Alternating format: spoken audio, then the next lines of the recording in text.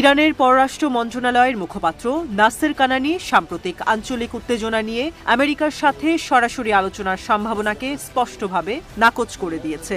সে বলেছে, তেহরান এবং ওয়াশিংটন মধ্যস্থতাকারীদের মাধ্যমে বার্তা বিনিময় করেছে। এই মুহূর্তে ইরান কোনো দেশের সাথে সংঘাতে জড়াতে চায় না। এক সংবাদ সম্মেলনে কানানি বলেছে, পশ্চিম এশিয়ায় তাদের কোনো প্রক্সি যুদ্ধ নেই। এই অঞ্চলে নিজস্ব এজেন্ডা অনুসরণ করার জন্য আমেরিকাকে পাল্টা আঘাত করেছে ইরান। সে বলেছে, ওয়াশিংটন আমাদের বার্তা পেয়েছে, আমরা সোজা সাপটা জবাব দিয়েছি। সংকট নিরসন এবং উত্তেজনা কমানোর রাস্তা স্পষ্ট।